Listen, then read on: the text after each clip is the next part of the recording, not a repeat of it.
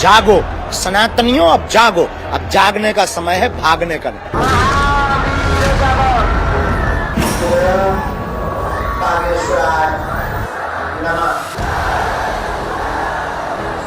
प्रत्येक भारत का नागरिक नहीं, पूरी दुनिया का प्रत्येक व्यक्ति सनातनी है, क्योंकि सबके बाप दादा राम है, सबके पूर्वज राम है।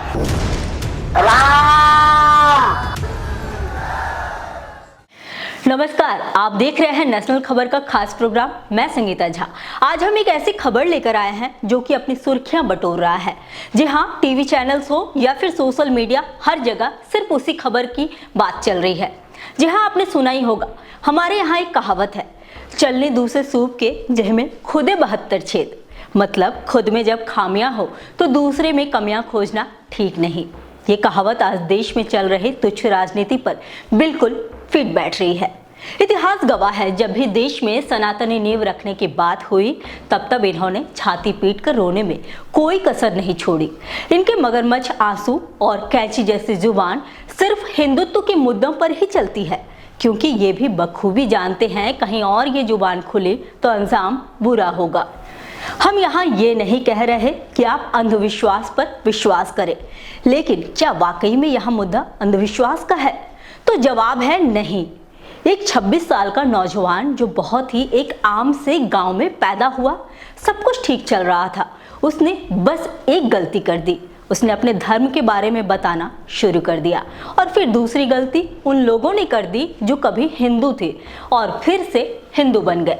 उसके बाद तो धीरेंद्र शास्त्री पर एक के बाद एक वार करने वालों की कतार लग गई। हमने आज एक नया नारा बनाया है भारत के इतिहास में, तुम मेरा साथ दो, हम हिंदू राष्ट्र बनाएंगे। हाँ, तुम हमारा साथ दो, हम हिंदू राष्ट्र बनाएंगे। अगर तुम्हारे अंदर एक बूंद भी सनातनीय हिंदू का हो तो तुम मेरा साथ दो, मैं हिंदू राष्ट्र दूंगा। कुछ मीडिया चैनलों ने तो हद ही पार कर दी। उन्हें अब देश के गंभीर मुद्दों से कोई गंभीर मतलब नहीं रहा।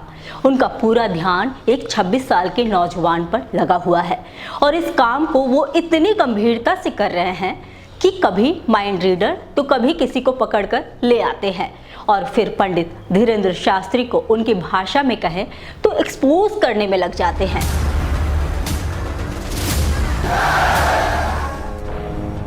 भारत के संविधान के प्रथम पृष्ठ पर भगवान श्री सीताराम पुष्पकारूढ़ हैं, ऐसी छवि अंकित है।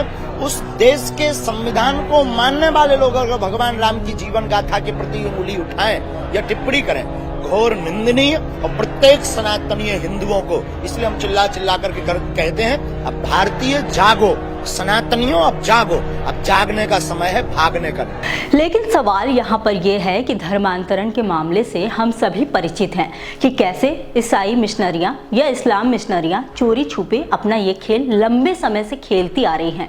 तब किसी ने सवाल नहीं उठाया, चाहे मेन स्ट्रीम मीडिया हो या ये मिशनरियां की जी हजूरी करने वाले अंधश्रद्धा उन्मूलन समिति के श्याम मानव जैसे लोग। श्याम मानव के दिल में दर्द तब उठा जब उन्होंने किसी सनातनी को देश में सनातनी ध्वज फहराते हुए देख लिया। फिर तो भैया इतने चैलेंज किए धीरेंद्र शास्त्री को जितने कि हमारे यहाँ यूपीएससी में भी नहीं करता। ऐसा नहीं है कि धीरेंद्र शास्त्री वो पहले शख्स हैं जिन पर उंगली उठाई गई हो, बल्कि इससे पहले भी कई सनातनी इन बहुरूपियों के शिकार हो चुके हैं। लेकिन इस बार की कहानी अलग है। इस बार सनातनी जगे हुए प्रतीत हो रहे हैं और खुलकर बाबा का समर्थन कर रहे हैं।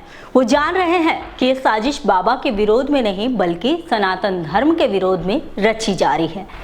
कहते हैं सादगी महंगी पड़ती है बनावट पर, और ऐसा हो भी रहा है। आप लगातार देख ही रहे हैं कि एक ठेठ गांव का ठेठ लड़का जिसकी सादगी से आज करोड़ों हिंदू प्रभावित हैं, उसने पिछले 4-5 साल में अपनी वाक्पटुता, धर्म ज्ञान, कथा करने का रोचक अंदाज और भगवान हनुमान के आशीर्वाद से लोगों के मन में भगवान, हिंदू धर्म, सनातन और राष्ट्रवाद की एक ऐसी अलग जगानी शुरू की जिसमें ना कोई अगड़ा था, ना कोई पिछड़ा, ना कोई ऊंचा था, ना कोई नीचा। उसकी कथाओं में सिर्फ और सिर्फ धर्म था, सनातन था, हिंदू था, राष्ट्रवाद था। आदिवासियों के लिए जंगल में जाकर उनके बीच बैठकर राम कथा करना हो या सैकड़ों लड़कियों की हर साल शादी करवाने का महायज्ञ, बुंदेलखंड जैसे पिछड़े इलाकों में कैंसर हॉस्पिटल शुरू करने की वकालत उसने न सिर्फ इसका सपना दिखाया बल्कि उसे ठीक करके भी दिखाया। और सबसे बड़ी बात, ये सब कुछ निःशुल्क स्वेच्छा से, जो देना है दे दो, नहीं तो कोई बात नहीं। उसने बिना किसी ऊंच नीच की परवाह किए सभी को एक पंडाल के नीचे इकट्ठा कर दिया। साथ ही साथ वो गरीब लोग जो किसी लालचवश या मजबूरी में किसी और धर्म में जाने को मजबूर हो गए थे, उन्हें भी पुनः वापस लाने का काम किया। अब वक्त है सच को पहचानने का और आवाज उठाने का, ताकि सनातन धर्म विलुप्त होने से बच सके और पर्दे के पीछे छिपे लोगों को पहचाने और उनके बनाए जाल से बाहर निकले और गर्व से कहे कि वो हिंदू है। फिलहाल के लिए इतना ही। अगर आपको हमारा ये खबर पसंद आया हो तो हमारे चैनल को सब्सक्राइब करें और हमारी खबरों के साथ बने रहिए।